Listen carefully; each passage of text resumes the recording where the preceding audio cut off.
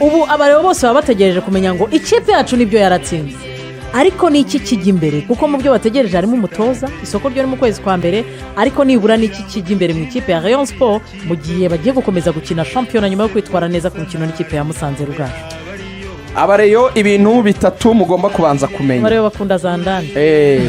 Zandani za mbere ni uko mugiye kubona muri iki gihe umuntu witwa Youssou Diagne akinana cyane n'umuntu witwa Chris Rushema. N'ubundi Chris Rushema nawe bakinanye kugeza igihe yaje kugira ikibazo cy'uburwayi, ariko ubu yagarutse mu kibuga.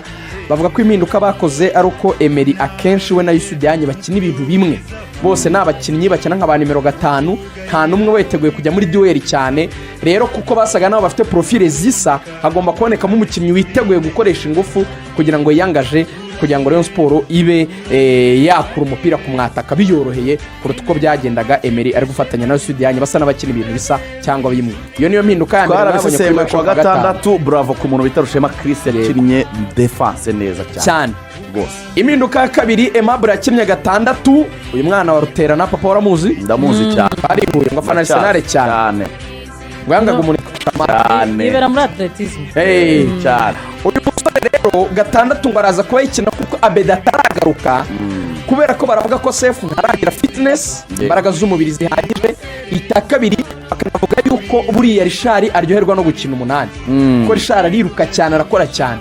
So bavuga yuko mukinnyi turimo turajyana byuzuza, niwe mukinnyi wagaragaje kwitwara neza mu mukino wa Musanze. Yari iminota ya 90 ya mbere kinye muri Rayon Sport muri shampiyona, yahaye ubwisanzure Richard na Tony Kitonga bicana ikipe Rayon Sport izamura imbaraga zayo mu busatiri. Uyu mukinnyi kugira ngo umenye urwego yakinnyeho, bagenzi be bose bari bari kuri bench, niwe mukinnyi bateruye mu kibuga.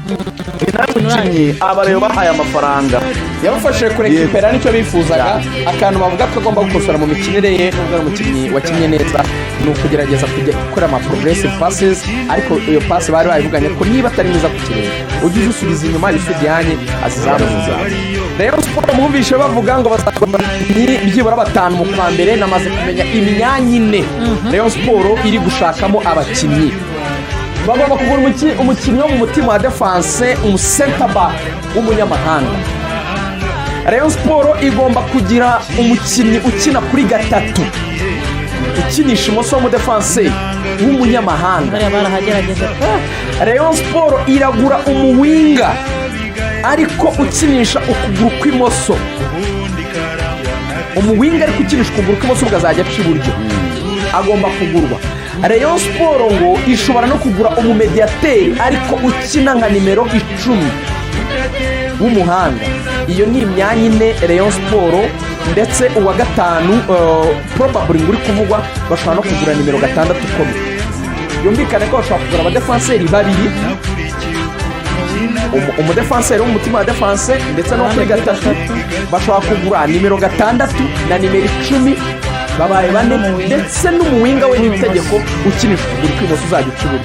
Abataka impamvu batazabagura bavuga bati Forenganye na Sumani bazaba bahari, ubundi ibyo makipe ngo yigize uza amafaranga Rayon Sport izakoresha miliyoni 150 zo kugura abakinnyi.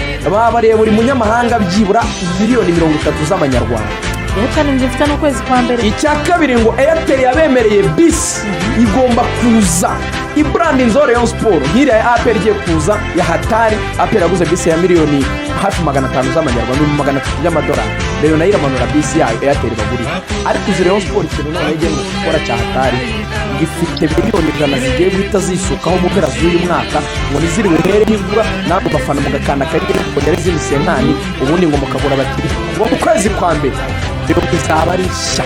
Ariko kandi kambigoga gato ubu buyobozi muri bo buri gukora imishinga ngo buzasoza sezo yo gutora mu kwa gatatu ngo bashobora kutazasoza isezo. Gahunda za Radio Rwanda zikomeze zibanogere cyo.